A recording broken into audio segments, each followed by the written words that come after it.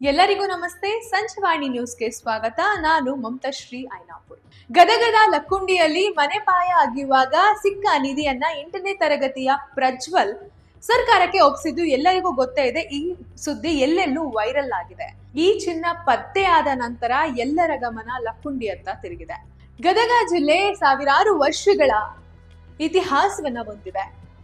ಕಲ್ಯಾಣ ಚಾಲುಕ್ಯರು, ರಾಷ್ಟ್ರಕೂಟರು, ಹೊಯ್ಸಳರು, ಕಾಳಚೋರಿಗಳು, ವಿಜಯನಗರ ಅರಸರು ಇನ್ನು ಮುಂತಾದವರ ಅಳಿವಿನ ಗುರುತಾಗಿದೆ ಲಕ್ಕುಂಡಿ.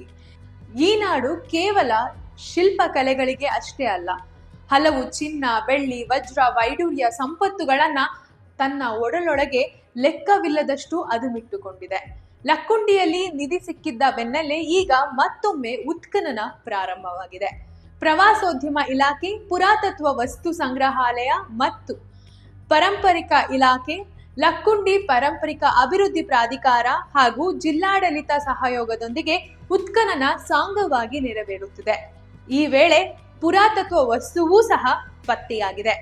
ಈ ಹಿಂದೆಯೇ ಅನ್ವೇಷಣೆಯಲ್ಲಿ ಸಾವಿರಾರು ಪ್ರಾಚೀನ ಅವಶೇಷಗಳು ಪತ್ತೆಯಾಗಿದ್ದವು. ಈಗ ನಿಧಿ ಪತ್ತೆಯಾಗಿದೆ.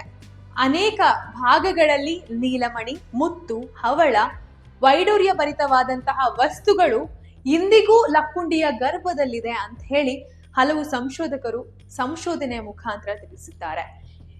ಈ ಕುತೂಹಲಕ್ಕೆ ಮತ್ತಷ್ಟು ಹಿಬ್ಬು ಕೊಡುವಂತೆ ಉತ್ಖನನ ಕಾರ್ಯವು ಭರಪೂರವಾಗಿ ನೆರವೇರುತ್ತಿದ್ದು, ಕೋಟೆ ವೀರಭದ್ರೇಶ್ವರ ದೇವಸ್ಥಾನದ ಆವರಣದಲ್ಲಿ ಅಂದಾಜು 5388 ಚದರ ಅಡಿ ವ್ಯಾಪ್ತಿಯಲ್ಲಿ ಉತ್ಖನನದ ಸಿದ್ಧತೆ ನಡೆಯುತ್ತಿದೆ.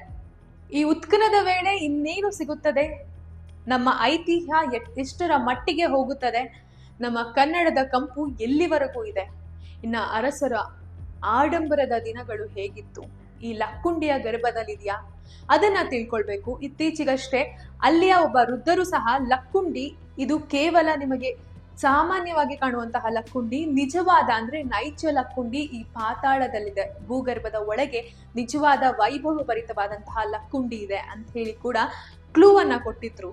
ಈಗ ಲಕ್ಕುಂಡಿಯಲ್ಲಿ ಏನೇನೆಲ್ಲ ಸಿಗುತ್ತೆ, ಎಲ್ಲರ ಚಿತ್ತ ಈಗ ಲಕ್ಕುಂಡಿಯತ್ತ ಇದೆ. ಇನ್ನ ಇದರ ಸಂಪೂರ್ಣ ಡೀಟೇಲ್ಸ್, ಸಂಪೂರ್ಣ ಅಪ್ಡೇಟ್ಸ್ ನಿಮಗೆ ಸಿಗ್ಬೇಕು ಅಂತ ಹೇಳಿದ್ರೆ ಸಂಜೆವಾಣಿಯನ್ನ ಸಬ್ಸ್ಕ್ರೈಬ್ ಮಾಡಿ. ಹಾಗೆ ಲಕ್ಕುಂಡಿಯ ಈ ಒಂದು ನಿಧಿ ಸಂಗ್ರಹಾಲಯ ಹಾಗೆ ಉತ್ಖನನ ನಡೆಯುತ್ತಿರುವಂತಹ ರೀತಿ ನಿಮಗಿಷ್ಟ ಆಗಿದ್ಯಾ ಅಥವಾ ಉತ್ಖನನ ಮಾಡಬೇಕಾ ಬೇಡವಾ, ಇದಕ್ಕೆ ನಿಮ್ಮ ಅಭಿಪ್ರಾಯ ಏನು, ಅದನ್ನ ಕಮೆಂಟ್ ಮಾಡಿ.